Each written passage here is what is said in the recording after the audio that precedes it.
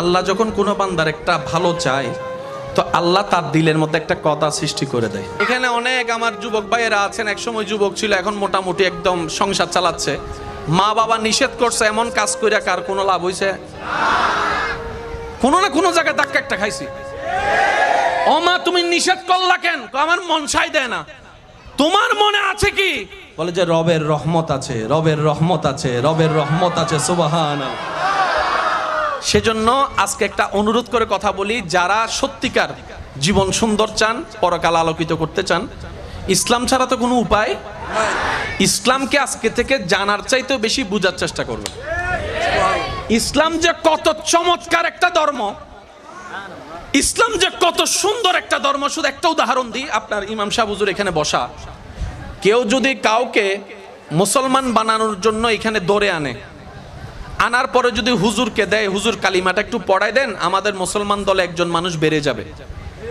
তখন হুজুর বলবে যে তুমি থামো, আগে আমি তার সাথে একটা কথা বলি। হুজুর সর্বপ্রথম ওনাকে একটা কথা জিজ্ঞেস করবেন, কি জানেন? ভাই, আপনি কি নিজের ইচ্ছায় স্বইচ্ছায় খুশি মনে এসেছেন, নাকি আপনাকে কেউ জোর করছে? ওই ব্যক্তি যদি একবার বলে হুজুর আমি আসতে চাই নাই, এই মানুষটা আমারে বলছে কালিমা না বললে আমাকে কষ্ট দিবে, আমাকে মারবে, হত্যা করবে, আমি সে বয়ে এসেছি। আপনার ইমাম সাহেব সামনে আছে, জিজ্ঞেস করান উনি কি কালিমা পড়াবে? শুনি নাই। উনি বলবেন, আপনারা বলেন উনি কালিমা পড়াবে? ওনার উত্তর আপনারা জানলেন কিভাবে? যে কোনো ছোট্ট মুসলমান উত্তর দিবে, আর আমাদের ইসলাম এত ফেলনার ইসলাম না, আমাদের ইসলাম এত খেলনার ইসলাম না। 24টা ঘন্টা ইসলামের রহমতের দরজা খোলা আছে, যে কোনো মানুষ যে কোনো মুহূর্তে আসতে পারবে। তবে শর্ত হচ্ছে একটা, মহব্বত নিয়ে আসতে হবে, ভালোবাসা নিয়ে আসতে হবে, আল্লাহ এবং রসুলের প্রেম নিয়ে আসতে হবে। জোরাজুরির কোনো অবস্থান ইসলামে,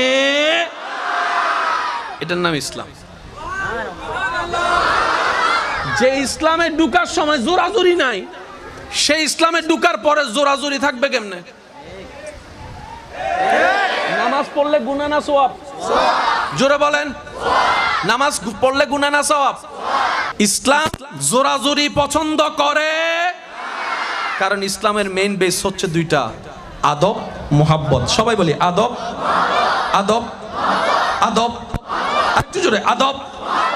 এই দুইটা জিনিস যার প্রত্যেকটা কাজে থাকবে, তার প্রত্যেকটা কাজেই সুন্দর হয়ে যাবে। সুবহান। এমনকি সংসারও সুন্দর। জামাই বউর হজ্জও শেষ, ডিভোর্স আর করা লাগবে না, শুধু দুইটা জিনিস আনেন। সেটা কি? স্ত্রীর কাজ হচ্ছে স্বামীকে সম্মান আদব করা, আর স্বামীর কাজ হচ্ছে আদবের সাথে